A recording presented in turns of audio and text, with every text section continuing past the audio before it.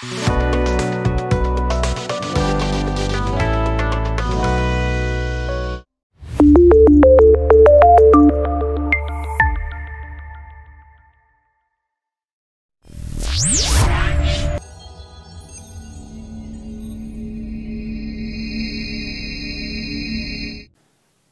Kristus beserta kita.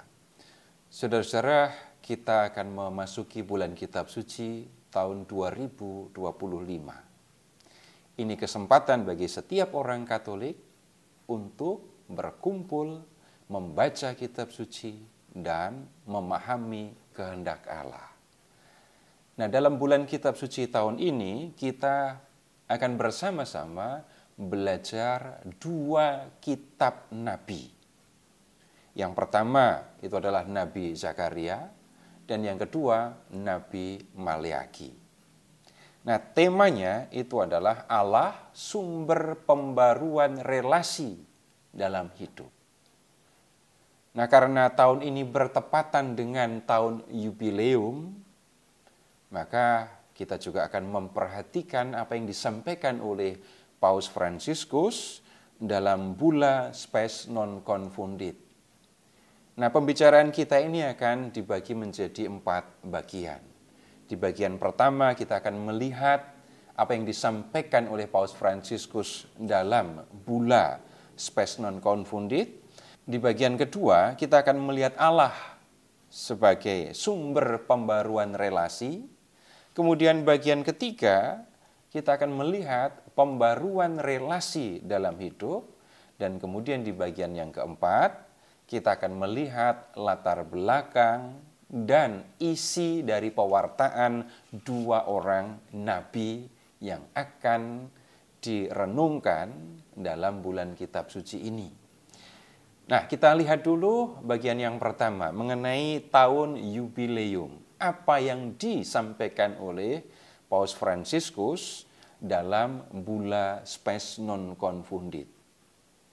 Nah, di dalam bulla ini, Paus Fransiskus menulis begini: bagi semua orang, semoga yubileum ini menjadi momen perjumpaan pribadi yang sejati dengan Tuhan Yesus, pintu keselamatan kita yang selalu diwartakan oleh gereja sebagai pengharapan kita kepada siapa saja dan di mana saja.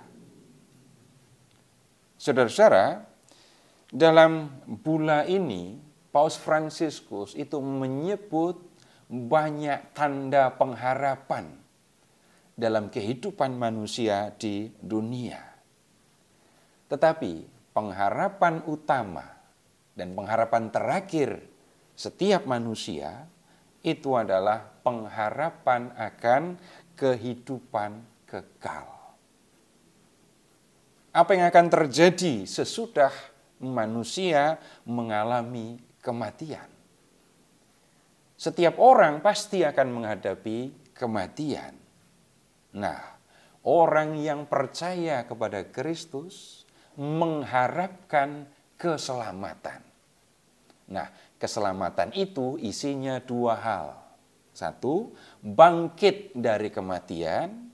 2, masuk dalam kehidupan kekal. Nah, ini harapan orang yang percaya kepada Kristus.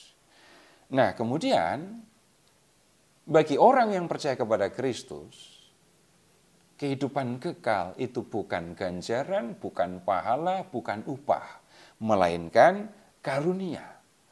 Allah mengaruniakan kehidupan kekal kepada manusia melalui Yesus yang mempersembahkan dirinya dan mati di kayu salib. Nah, karena itu kita bisa mengatakan Yesus itu adalah pintu keselamatan manusia. Melalui Yesus yang adalah pintu, manusia bisa masuk ke dalam kehidupan kekal. Ini kiasan. Maksudnya, melalui Yesus yang adalah pintu, artinya percaya kepada Yesus, manusia akan bisa mengalami karunia kehidupan yang kekal. Nah, karena Yesus itu menjadi jalan masuk menuju kehidupan yang kekal, sekali lagi kita mengatakan Yesus itu adalah pintu keselamatan kita. Dalam hal ini, saudara-saudara, kita perlu mengingat bahwa semua manusia berdosa. Dan orang yang berdosa tidak layak untuk masuk dalam kehidupan yang kekal. Nah, di kayu salib, Tuhan Yesus mempersembahkan diri sebagai korban penghapus dosa, dan manusia yang percaya kepada Yesus akan mengalami dirinya dibersihkan dari dosa dan dipandang layak untuk menerima kehidupan yang kekal. Kalau mau menikmati kehidupan yang kekal, kalau mau menerima hidup yang kekal, orang harus melewati pintu. Dan itu artinya adalah percaya kepada Yesus. Kepercayaan itu, saudara-saudara, bukan soal mulut mengucapkan aku percaya, tetapi nyata di dalam perbuatan. Orang yang percaya kepada Yesus, bahwa Dia adalah yang menghapuskan dosa-dosa manusia, akan bertobat. Bertobat itu bagaimana? Meninggalkan dosa-dosanya, lalu hidup mengikuti apa yang dikehendaki oleh Allah. Nah, orang yang sudah bertobat, sekarang akan hidup mengikuti apa yang dikehendaki oleh Allah. Apa yang dikehendaki oleh Allah? Manusia hidup dalam kasih kepada Allah dan kasih kepada sesama. Orang yang percaya kepada Yesus akan mewujudkan kasih mereka dengan mengasihi Allah dan mengasihi sesama. Dia akan meninggalkan dosa mereka dan sekarang mengalami pembaruan hidup. Hidup yang diwarnai oleh kasih. Dia mengalami pembaruan relasi dalam hidup. Ketika manusia berdosa, relasi dengan Allah dan relasi dengan sesama tidak baik. Diwarnai oleh dosa. Nah, setelah menjadi percaya, setelah bertobat, maka manusia akan membina relasi dengan Allah, membina relasi dengan sesama. Dia akan mengasihi Allah dan dia akan mengasihi sesama. Jadi, saudara-saudara, orang yang mengharapkan kehidupan kekal akan percaya kepada Kristus, dan kepercayaan itu akan diwujudkan dengan bertobat. Dan dalam bertobat itu, orang akan memperhatikan relasi dengan Allah dan relasi dengan sesama. Baik relasi dengan Allah maupun relasi dengan sesama akan diwarnai oleh kasih. Nah, saudara-saudara, kita akan masuk ke bagian yang kedua dan kita akan melihat Allah sebagai sumber pembaruan relasi. Dan untuk ini kita akan melihat pengalaman orang Israel yang dibebaskan oleh Allah dari perbudakan di Mesir. Nah, kisah tentang perbudakan ini kita semua sudah tahu, dan yang kita perlu perhatikan adalah Allah membebaskan mereka dari perbudakan, lalu mengikat mereka dalam satu perjanjian di Gunung Sinai. Dalam perjanjian itu, Allah menyatakan bahwa Dia adalah Allah Israel, dan sejak saat itu Israel adalah umat pilihan Allah. Mereka mendapatkan jati diri yang baru. Sebelumnya mereka adalah budak, sekarang mereka menjadi umat pilihan Allah. Nah, dengan identitas mereka yang baru, mereka harus memperhatikan cara hidup mereka. Dan Tuhan memberikan kepada mereka hukum, yaitu hukum Taurat, yang menjadi pedoman bagi mereka untuk menjalani kehidupan sebagai bangsa pilihan Allah. Dalam hukum Taurat, itu sebenarnya ada dua hukum yang utama, seperti yang disampaikan oleh Tuhan Yesus dalam Injil Matius. Ada dua yang utama. Apa itu? Yang pertama, kasih kepada Allah. Kasihilah Tuhan Allahmu dengan segenap hatimu, dengan segenap akal budimu, dan dengan segenap kekuatanmu. Kemudian yang kedua, kasih kepada sesama. Kasihilah sesamamu seperti dirimu sendiri.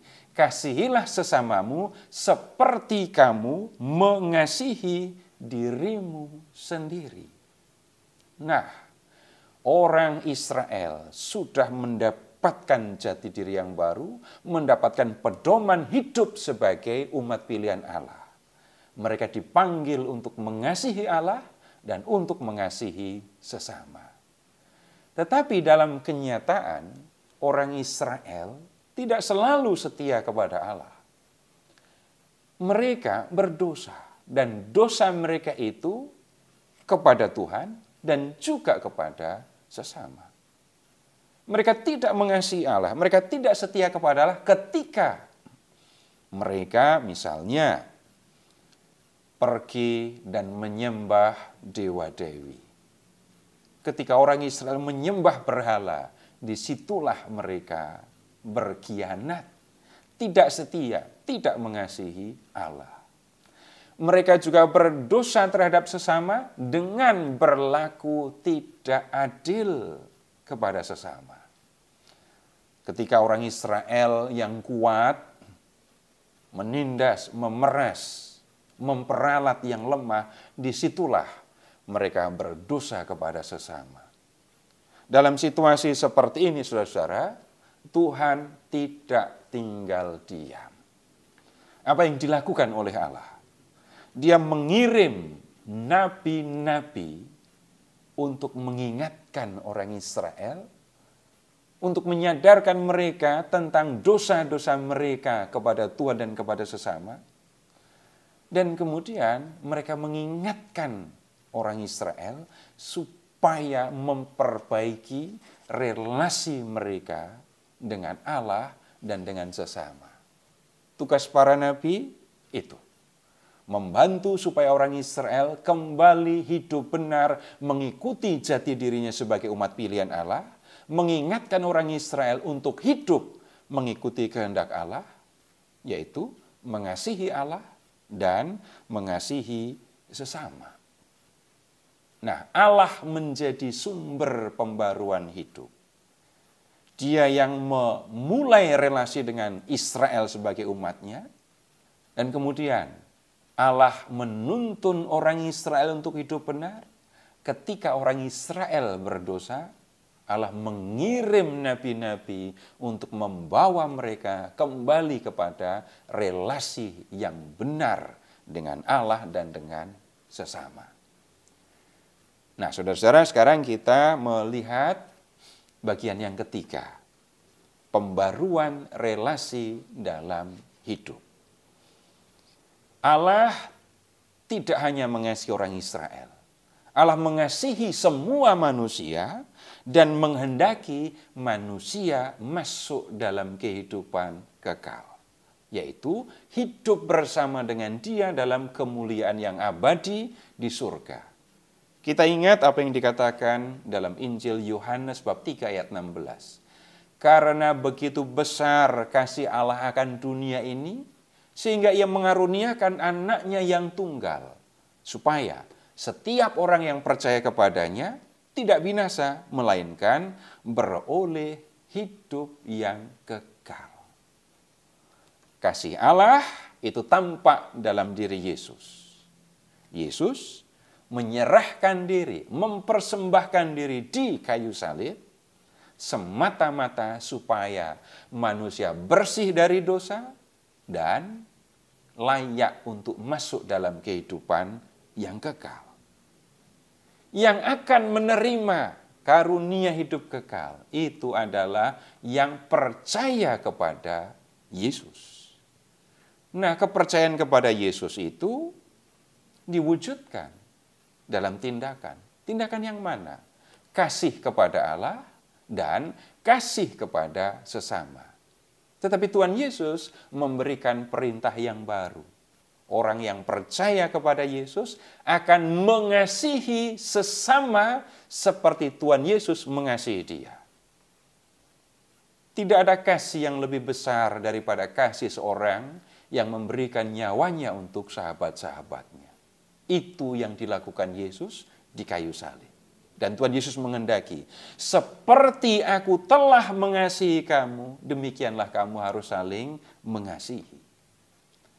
Orang yang percaya kepada Yesus, orang yang percaya bahwa Yesus sudah mengasihi dia, akan mengasihi sesama seperti Tuhan Yesus sudah mengasihi dia.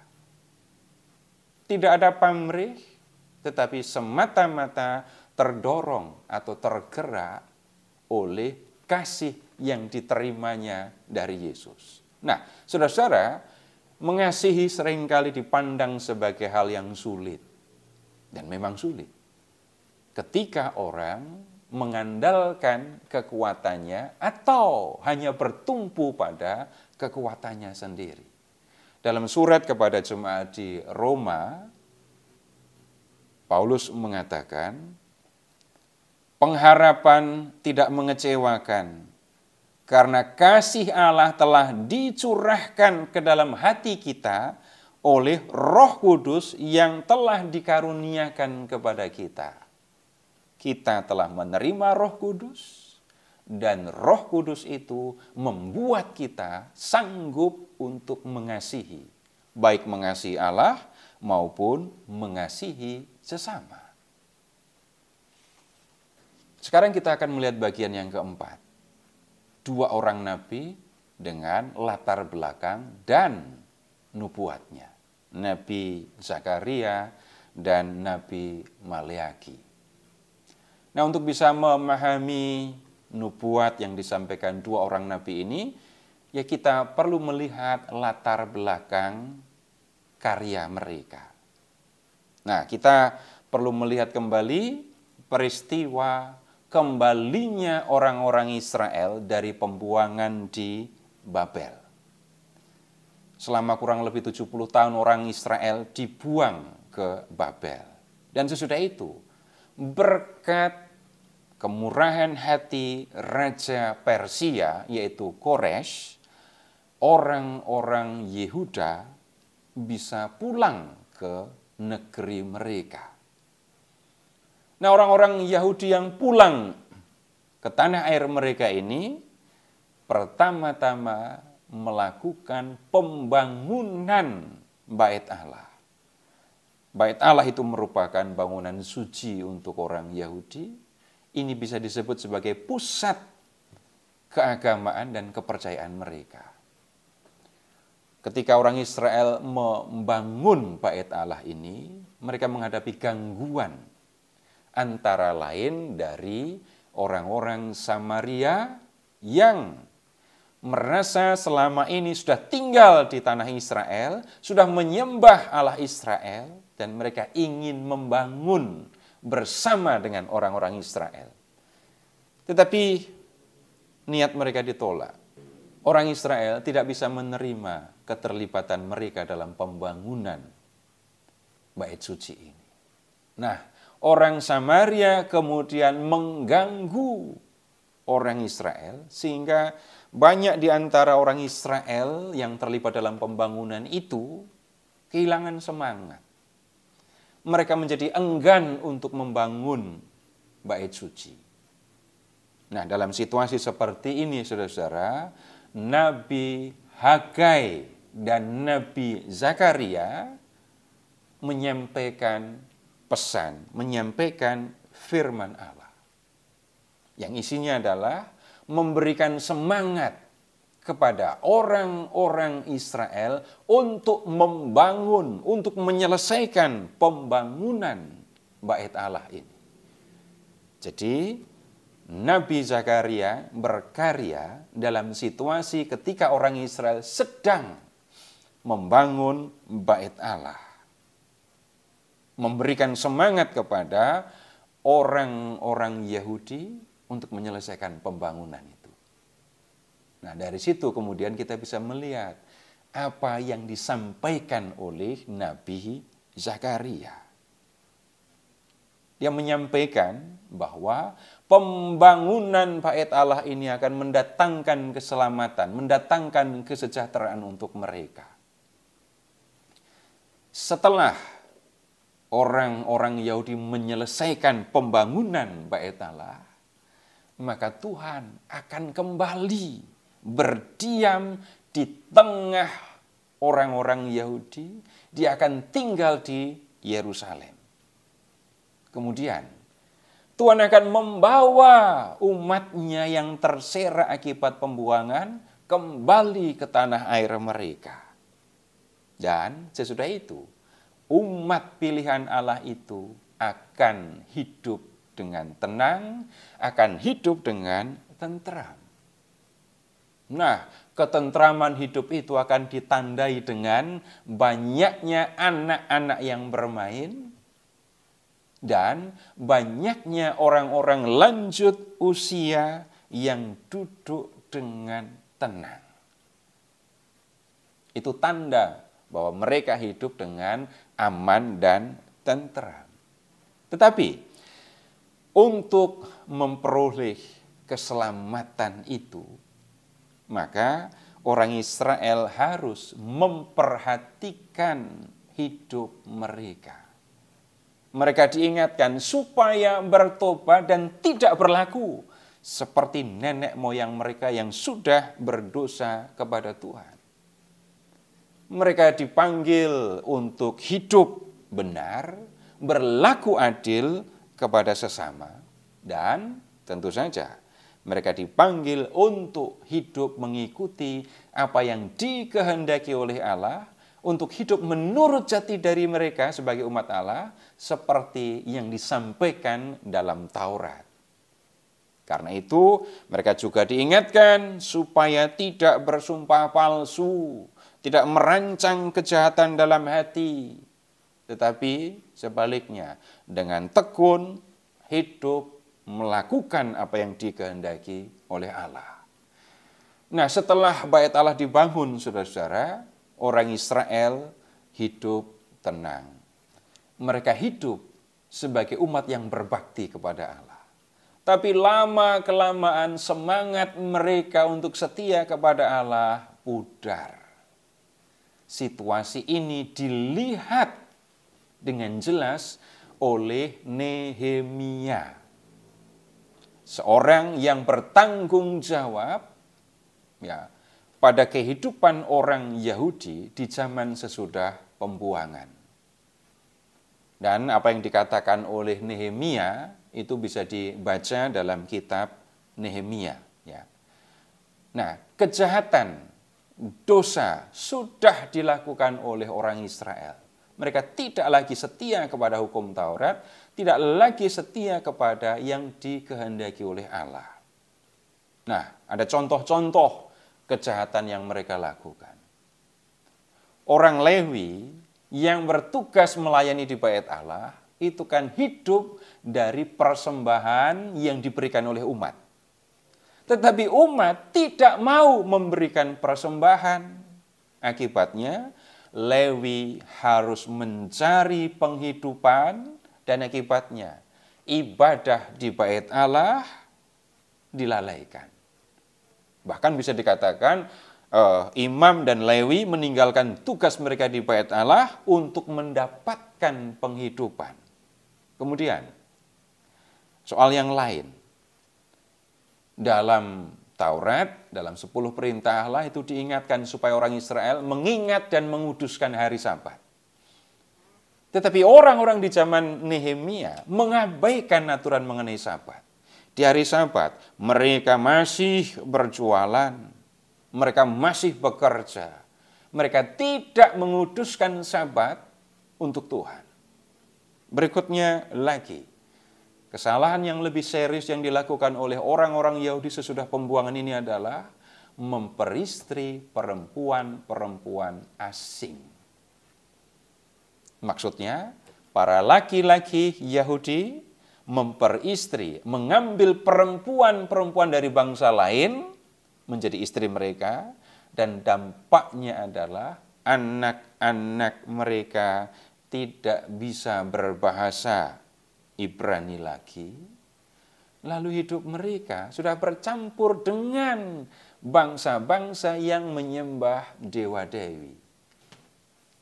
Perkawinan campur yang dilakukan oleh orang-orang Yahudi ini jelas membahayakan iman mereka. Nah, melihat situasi yang seperti ini, saudara, Nehemia sebagai pemimpin orang Yahudi mengambil tindakan. Tindakannya apa? Ya, mengingatkan, mendesak orang-orang Israel supaya membayar persembahan untuk para Lewi, supaya mereka bisa menjalankan tugas mereka berkaitan dengan ibadah di bait Allah. Kemudian, dia menyampaikan peringatan yang keras berkaitan dengan pelanggaran hukum Sabat.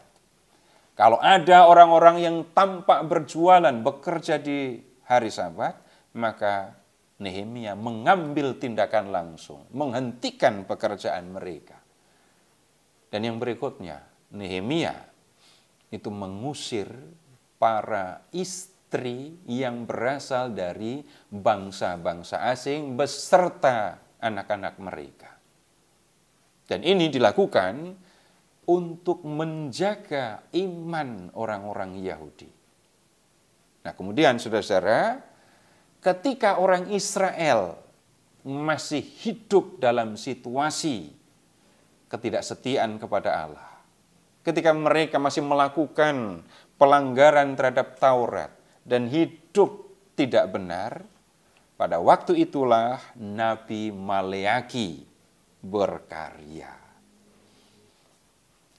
Jadi saudara-saudara, Nabi Maleaki berkarya sebelum Nehemia melakukan pembaruan di bidang keagamaan.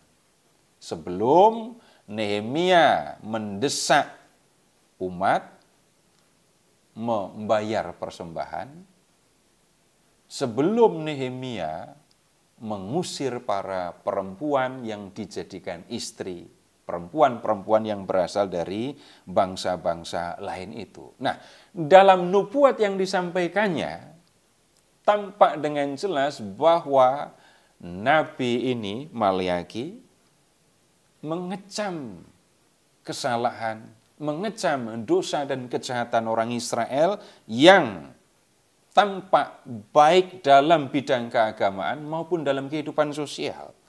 Para imam tidak lagi mempersembahkan korban dengan benar. Mereka mempersembahkan roti yang sudah cemar. Mereka mempersembahkan binatang yang cacat.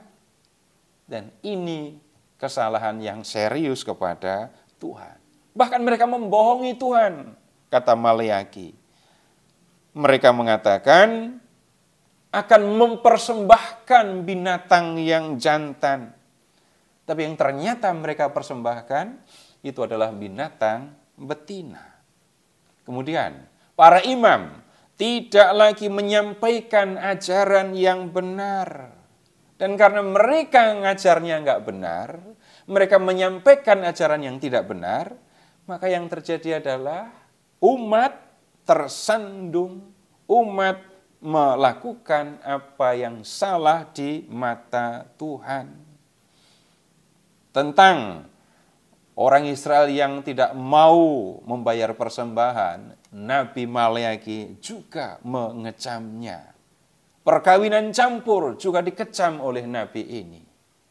Nah, kemudian Nabi Maleaki, atau lebih tepatnya Nabi yang dikenal dengan nama Maleaki, itu diutus oleh Tuhan untuk menunjukkan kesalahan orang Israel. Jadi setelah menunjukkan kesalahan-kesalahan yang dilakukan oleh umat Allah, Maleaki kemudian menyerukan pertobatan. Dia bicara kepada imam tentang salah mereka. Dia bicara kepada umat tentang salah mereka. Tetapi Nabi juga menyerukan supaya semua kembali kepada Tuhan, mengingatkan mereka supaya tidak lagi berkhianat kepada Tuhan. Dan sebaliknya, mereka diminta untuk memiliki sikap takut akan Tuhan. Maleakhi juga mengingatkan supaya orang Israel memiliki sikap takut akan Tuhan. Maksudnya, menyadari kasih yang sudah mereka terima dari Tuhan, kemudian menghormati Tuhan, dan penghormatan itu diwujudkan dengan hidup melakukan apa yang dikehendaki oleh Tuhan. Nah, saudara-saudara, nubuat yang disampaikan oleh dua orang nabi ini akan dibicarakan dalam 4 pertemuan di bulan Kitab Suci tahun ini. Pertemuan yang pertama dan kedua akan mengambil materi dari nubuat Zakaria. Temanya, pembaruan relasi dengan diri sendiri. Nabi Zakaria menyampaikan seruan pertobatan supaya orang Israel itu meninggalkan tingkah laku mereka yang jahat, lalu kembali kepada Tuhan, kembali melakukan apa yang dikehendaki oleh Tuhan. Kemudian di pertemuan yang kedua, temanya pembaruan relasi dengan sesama. Ini juga masih dari nubuat Zakaria. Jadi Nabi Zakaria juga menyerukan supaya orang Israel beribadah kepada Allah dengan benar dan dengan menunjukkan kasih sayang kepada sesama. Kemudian pertemuan yang ketiga dan keempat itu diambil dari nubuat Maleakhi. Pertemuan ketiga temanya pembaruan relasi dalam keluarga. Nah, Maleakhi mengingatkan bahwa Allah menghendaki orang Israel hidup benar di dalam keluarga dan berlaku setia kepada keluarganya. Kemudian yang berikutnya, pertemuan keempat, pembaruan relasi dengan Allah. Nabi Maleakhi mengingatkan bahwa Allah berkenan pada orang-orang yang memiliki sikap takut akan Dia. Saudara-saudara, ini 4 hal yang kita perlu lihat supaya kita bisa mengikuti, mendalami materi bacaan yang akan disampaikan dalam bulan Kitab Suci ini. Dan selanjutnya nanti kita akan membahas 4 bacaan yang akan direnungkan dalam bulan Kitab Suci. Terima kasih, Tuhan Yesus memberkati.